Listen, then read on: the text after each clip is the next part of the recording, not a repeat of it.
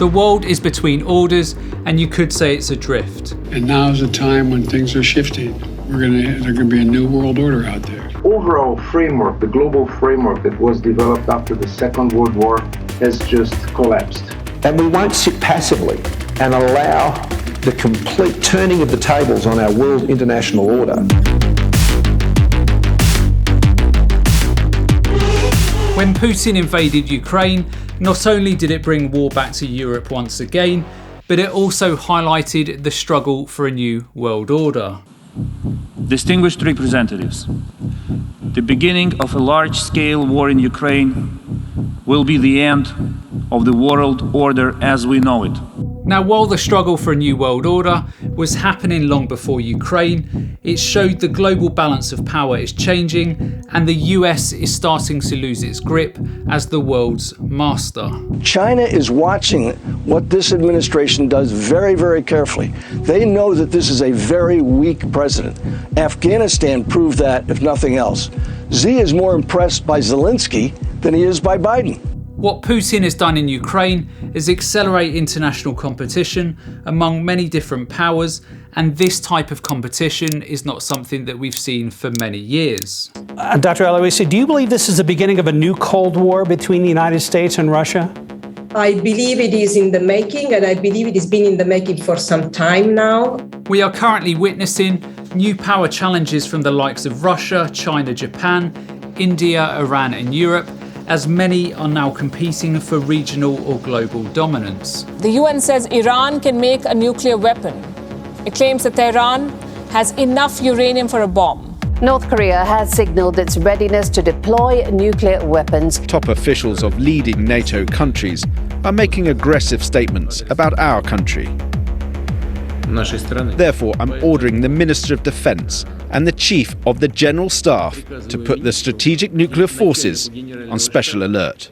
This is all under the backdrop of years of massive borrowing and debts, zero interest rates, and countries literally printing money like it's going out of fashion.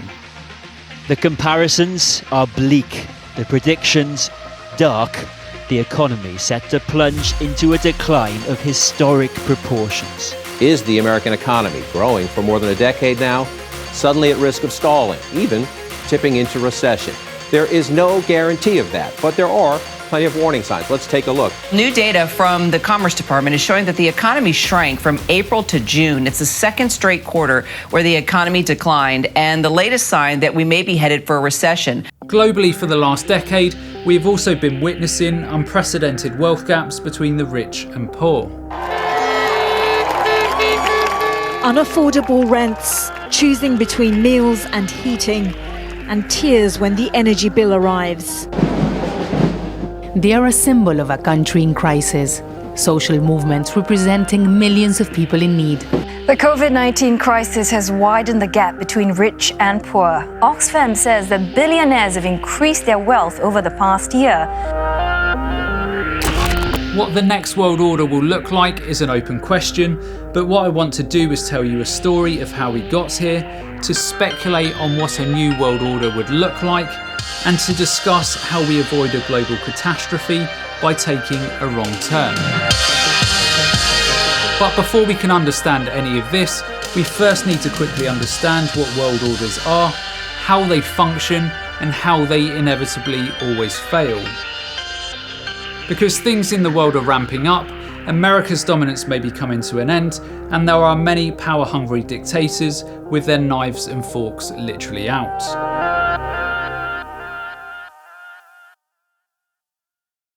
Now, there are many definitions of what a world order is, but simplistically, it's a particular structure that manages the world's stability, informed by a number of legal, political, and socio-economic factors. I.e., the powerful countries like the US try and keep everyone towing the line in the hope that other countries don't get big enough to challenge it. Now, all things that go up must come down, and world orders are no different. You have only got to look back in time to see there has always been times of peace and prosperity, and times of great depressions, revolutions, and wars.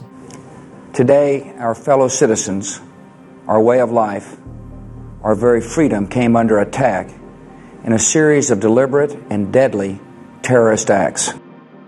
History tells us that it's very unusual for any country not to experience at least one period of peaceful stability and one period of unrest during the course of each century. Now, without the history of generations as a backdrop, people are often lulled into a false sense of security that what will happen in the future will simply be a slight variation of the status quo. And unfortunately, no systems last forever.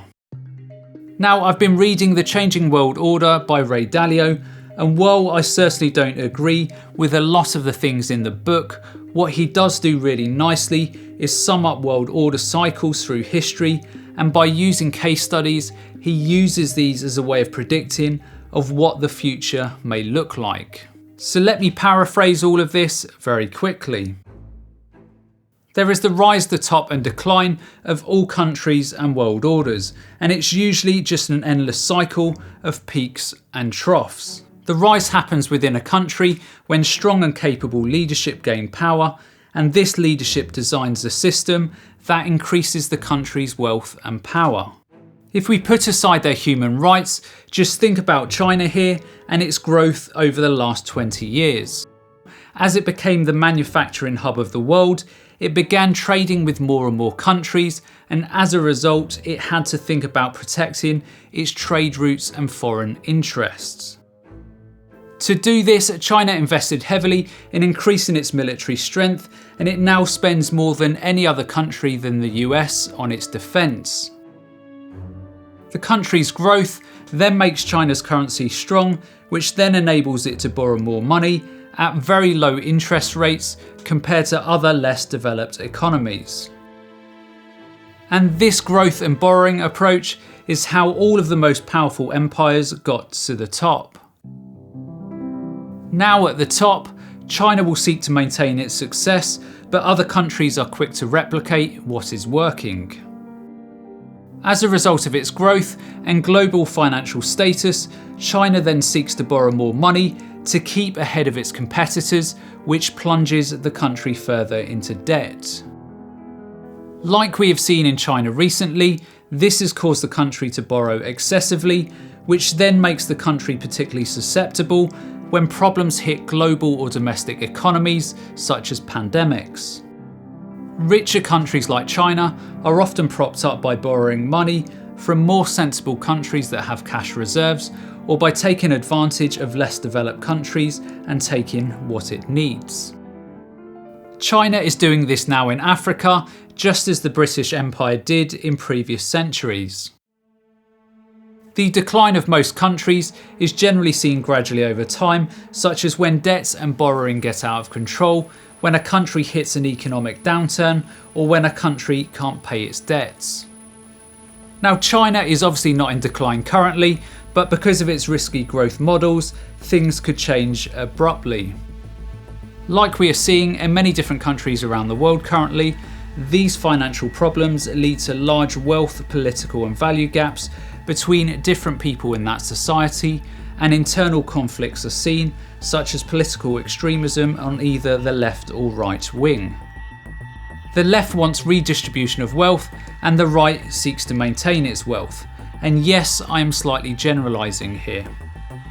As a result of internal conflicts, taxes rise, people's disposable income reduces, and in turn, this all undermines a country's productivity output, which shrink its economic tasty pie, which then leads to more conflict and more divide.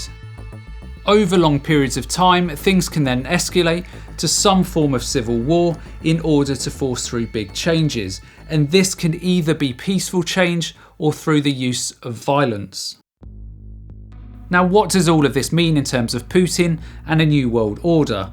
Well, for Putin, unfortunately, I think he massively miscalculated what the international response towards Russia would be, and as a result, even if he ultimately wins in Ukraine, Russia will end up in decline due to all of the economic sanctions.